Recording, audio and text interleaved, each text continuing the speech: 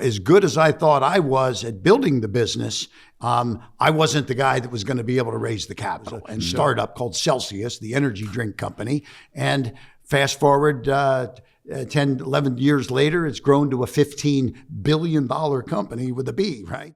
Well, good morning. We're here today to talk about the 10th anniversary of Board of Advisors. We're at the Ritz-Carlton in Las Colinas, Texas, just outside of Dallas, and we've got a crowded room down the hall. But we wanted to take a minute and get caught up on Kevin's and my conversation. So we have Kevin Harrington here today, and him and I are just going to chit-chat about the Board of Advisors, about the 10th anniversary, get an update from Kevin, and so let's do that. Hey, hi. Good to be here, Jimmy. Absolutely. So that's great. I love Dallas, and a great place to have an event. Mm-hmm. As you mentioned, a big room full of people, so that's always a good thing. It's a little bit of standing room only in there this morning.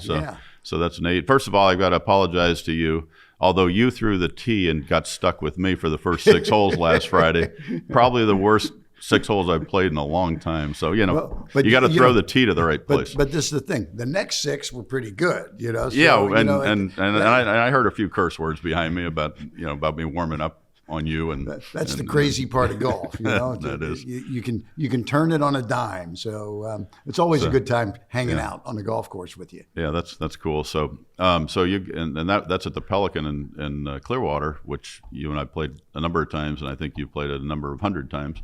I played a lot. It's the Pelican it's a great course, and they every year they host the Annika tournament there, and so it's coming up very shortly. Right, and there'll be the best LPGA players from all over the world. It's gaining some significant momentum in that world. So.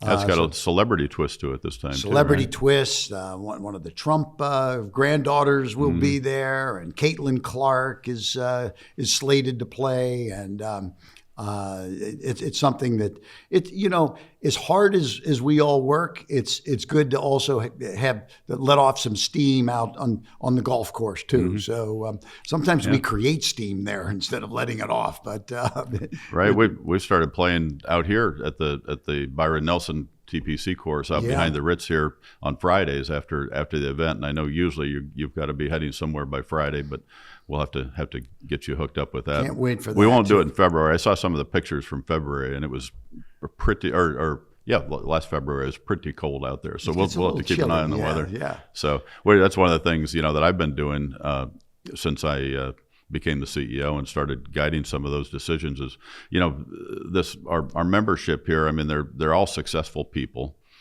They don't really report to anybody for the most part, so they don't have to explain it because it's a big commitment to come out for a few days and travel and be away from their business, away from their family. Although a lot of people are starting to bring their families, which is really cool. But it's okay to have fun. And I think, some of us, especially, our generation, we're used to, even punching a clock kind of for ourselves, right? Where you feel guilty if you're out playing golf on Thursday or Friday or going to a great event like we had out at Jay Claver's shop last night. And I thought it was kind of cool to bring that fun. It's okay to have fun. Well, you do deals when you do deals. And last night, just short of midnight, we finished a big round of Texas Hold'em, and so that's appropriate.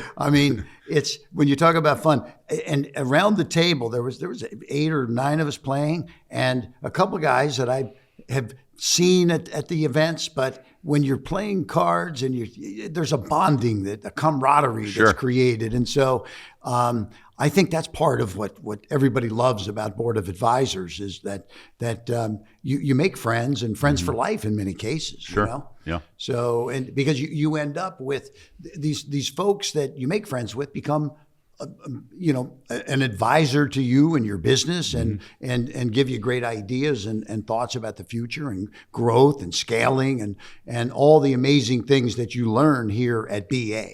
Right. No, it's I always say that in the 10 years, I was a founding member. You were a founding member 10 years ago, and now we're kind of going into the next chapter there. But I never thought after 50 I'd get new best friends. those people that are on your Right. two hands, and I've gotten several out of this relationship, and you just don't expect to do that in the second half of your life. Yeah, well, it's because we've all kind of been in the trenches. We've built, and we've had ups and we've had downs, and we've seen the things that have been good for us, and we've learned the hard way in many cases. So it's easy to share that with others, and that's what people are here to kind of get some help. It's like, what can I expect? And again, the concept of board of advisors is when you join BA, you have a board of advisors to help advise you on your future growth, and along the way, then that's where the friendships start and the camaraderies continue to exist. So it's really a cool thing. And as we go back to the original days, as you said, founding members 10 years ago, I think. I don't remember exactly how many people were in the first few sessions, but two dozen or so, maybe. Yeah, probably right? A dozen, and then adding a half a dozen, and then a dozen, and so it grew at that time there was a vision, and Mike Calhoun was a hard charging entrepreneur that had a great vision to build this into a very powerful organization, and so here we are. 10 years later, and wow, what a transformation has happened at BA. And of course, just recently, as you've had the chance to come in and be now get involved in an equity stake and CEO running the business, you've brought your team of experts in that you can feel the difference in BA today versus BA even just 2 years ago, let alone 10 years ago, right? And I think, what really has been awesome for BA and also for me, I'm seeing people today that were members a few years back, in one in particular, 2018, he was a member. Well, 7 years later, what did he do? He rejoined because he's heard the buzz of what's going on with kind of the new BA. So that's awesome. Yeah, and you mentioned Mike. I mean, Mike is the most dynamite promoter, networker, relationship development, idea, generation for our members, and we called it when we first got involved, and so we went from Mike running the entire company, back office, front office, marketing, promotions, member liaison, every task that a lot of entrepreneurs do when they start. I think that's, we all started that way. And he's just such an intense bulldog for the membership. Yeah. But then he had all these other things that were diluting his time. And he was, and for entrepreneurs, I think, that are out there listening, it's important to understand that sometimes you have to make those uncomfortable decisions, because nobody that founds a company, that founded the company, it's not easy for them to say, hey, I'm going to bring in help. And Exactly. That's a really bold and brave decision that he made, to say, hey, I can take better care of my members if I got guys here running their particular phase of the business, so I can spend all my time. We call it Project Unleash Mike. and I think everybody's enjoying that, and that's just improving everybody's value. So. When I was a young entrepreneur, the concept of having a board and a board of advisors wasn't really something that I even tuned into, because many entrepreneurs are very headstrong about their abilities, about their vision, and I didn't want to hire other people that were smarter than me at the time. It's like, I thought, I'm the owner. I want to make the decisions. And by the way, yes, I made them, but I had to live or die with the decisions I made. And eventually I figured out that when you bring on advisors to your company and you create an advisory team, which is really what you get when you join BA, is you get a board of advisors, then it becomes a more professional business, more accountable. And when you are the only one making the decisions, you're going to try to justify all the decisions you made, right or wrong. Whereas with an advisory team, they're going to tell you, hey, they're going to call you out and like, hey, you could have done this better and this better and this better. And so I believe in, I tell entrepreneurs that aren't familiar with the BA model, having an advisory team, that they should create their own dream team of advisors.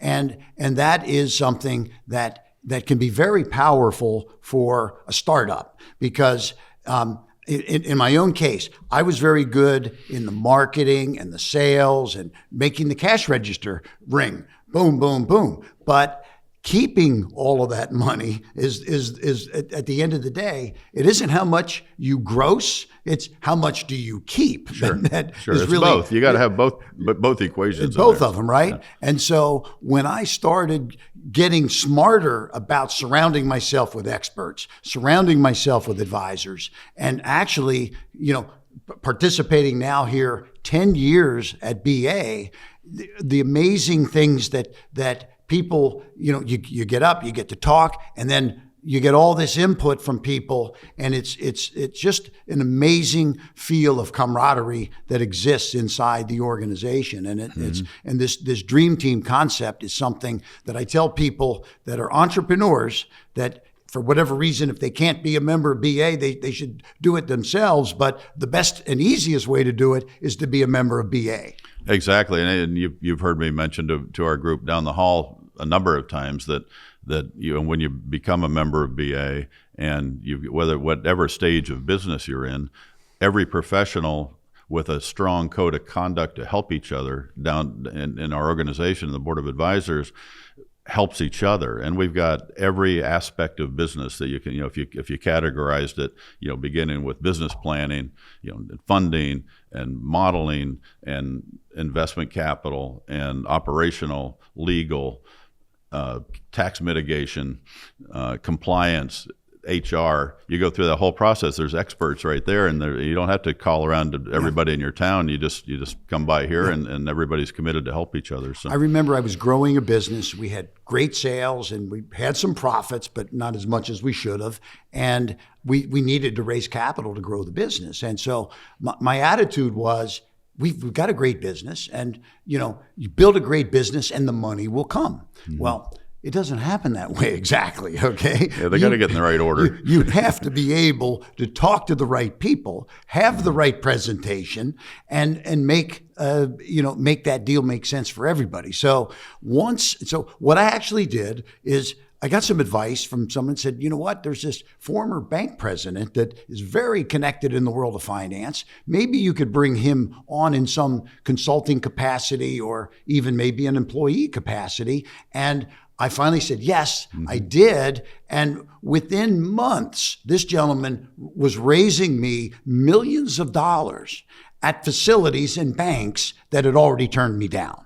And that was proof positive that, as good as I thought I was at building the business, I wasn't the guy that was going to be able to raise the capital. And so, I always believe in getting the right people for the right positions. Of course, and that's what we're built on here. So that's terrific.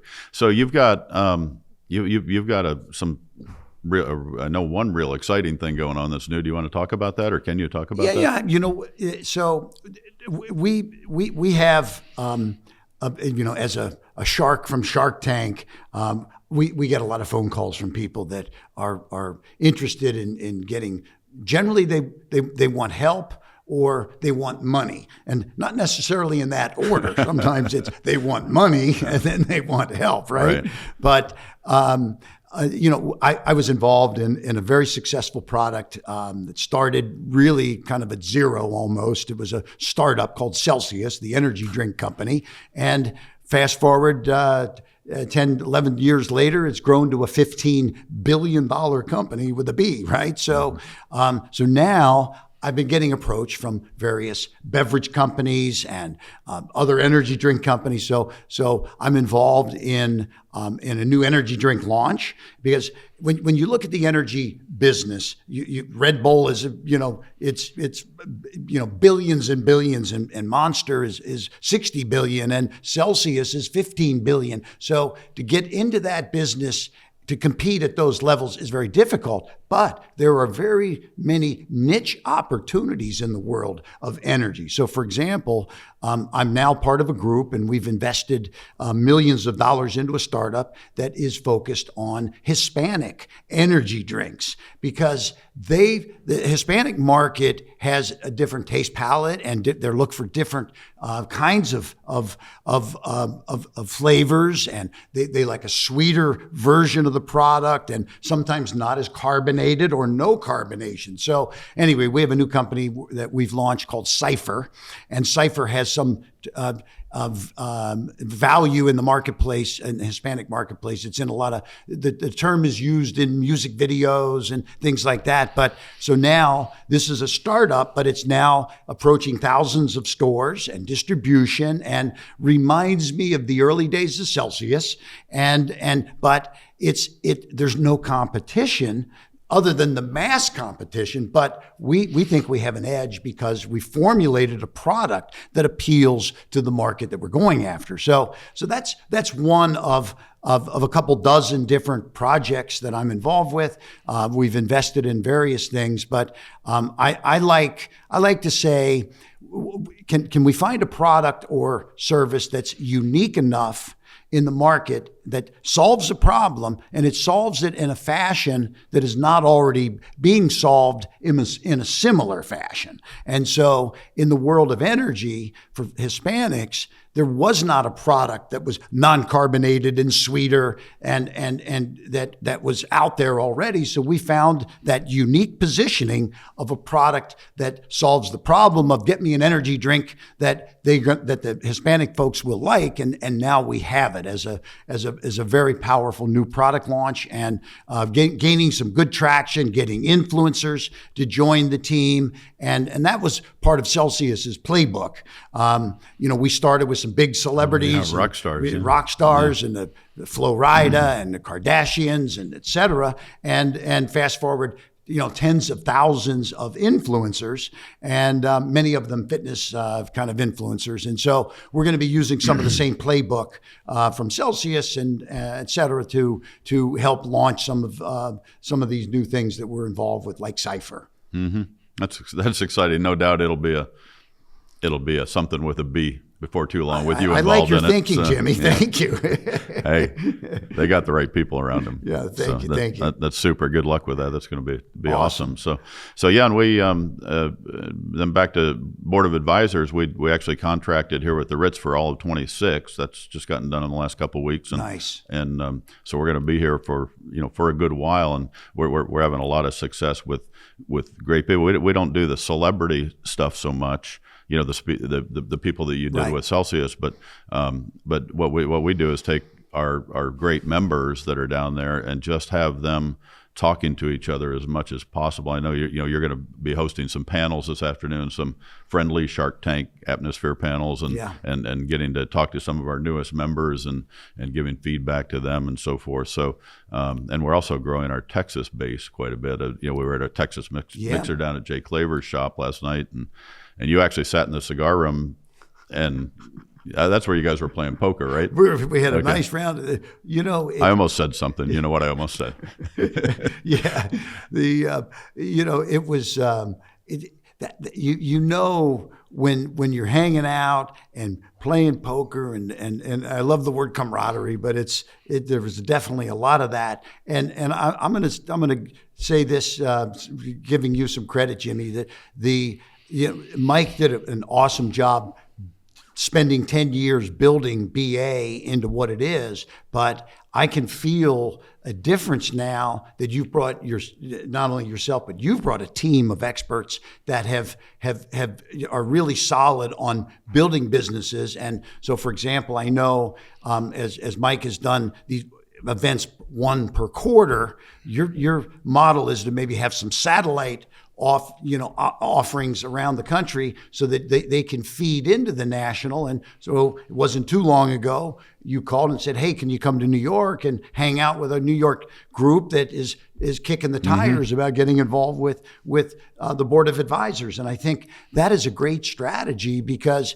yes, originally everything happened sort of Tampa, Sarasota, and now here we are in Dallas at the Ritz. But New York and LA and Chicago and many other markets would love to hear about what we're doing and what you're doing and building, and continue to build Board of Advisors into a nationwide powerhouse. Yeah, we proved that out with some of our valuable members that we had them help us in the geography that they were in with some of the X events, and those are one-day events, one evening and one day, which is really how BA started back in the day. But we're really excited about that because we can reach out to people that don't have the time to invest here, but they can understand it and get involved in the networking and relationships. But it's also a place that our members. So if our members, that's here is from Seattle, they're going to be able to look on their schedule and see when we're going to be in Seattle. Right. And then they'll get to meet that whole network that's kind of homegrown in Seattle, and then some of them will end up here. So it really pours value back into our existing membership, because they can be, if they're on a business trip to Atlanta, they have some flexibility. They can plan to go to the Board of Advisors Atlanta meeting in conjunction with that trip. So it's really going to get fun in 26. They can connect with their local community full of Board of Advisor members, but then also many or most of the members of BA are really in businesses that are nationwide, and in many cases even potentially global. And so it's good to be able to tune into a network that has like-minded people that are thinking on a global basis, or certainly a nationwide basis. Yeah, we've got a longtime member that comes in from Australia, John. You know John, and just met one today from Bali. So it's really neat. We've got Justin comes from Hawaii a couple times a year, and so it's really neat to see that the depth and the value that everybody sees there. So, man, this has been great. It's good to catch up with you. It's been good, and we got to get. I got to play the Byron Nelson course. My last trip, I stayed right on. I might have been the 18th hole, and I'm like, that's just teasing you, isn't it? Can't wait to get into my meetings today. Yeah, right. So I'm looking at people hitting a 200-yard shot into the green. I'm like, well, maybe next time I'll be out there on the golf course. Yeah, the landing area in that fairway is about.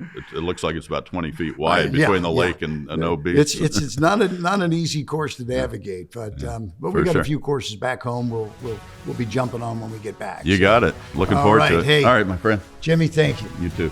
Take care.